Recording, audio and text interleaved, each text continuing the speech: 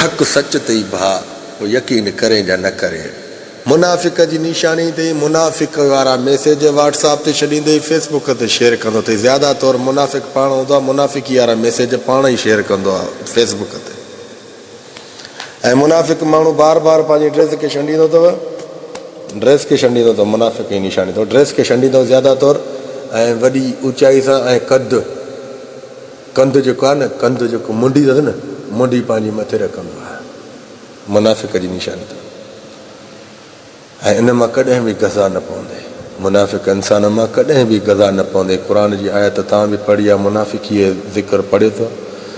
ऐं ॿियो जहाइल जेको इंसान आहे उहो ज़्यादा तौर पंहिंजो पाण खे घणो होशियारु सम्झंदो आहे ऐं उहो एतिरो होशियारु न हूंदो आहे, पर उनजी इहा सोच पंहिंजी अना में रखंदो आहे, पंहिंजो पाण खे जहाइल इंसान जी माना सोचंदो आहे। या जहाइल इंसान जी मां निशानी थो ॾियां, उहो पंहिंजे पाण खे अना रखंदा, चवंदा त मां जहिड़ो को आहे ई न।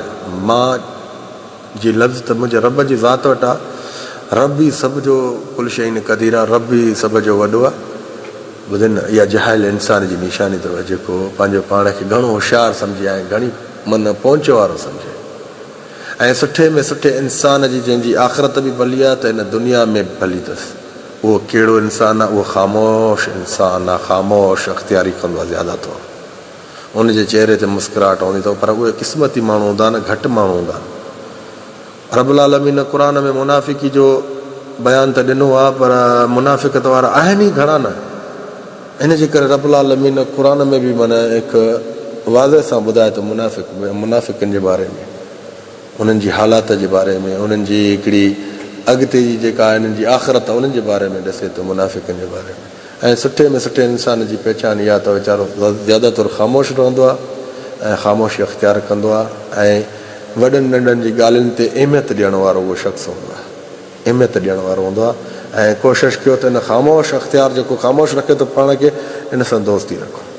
इन सां दोस्ती रखण में इनशा अल्लाह मूंखे एतिरो यकीन आहे, उहो तव्हांखे कंहिं दरिया में धिको न ॾींदो, पर उन दरिया किरियल दरिया मां तव्हांखे खणी मथे रखंदो। ख़ामोश इंसान त नाराज़ न थीजो। मुंहिंजा लहजा जेके बि हूंदा आहिनि काफ़िनि जी दिलनि खे ॾुखाईंदा आहिनि, पर नाराज़ न थीजा। मूंखे जेको कुझु मिलियो आहे ख़ुदा जी धरती ऐं ज़मीन मां अंदरों मिलियो अथई। अल्लाह हाफ़िज़, जज़ाकल्लाह ख़ैर, मां सलाम।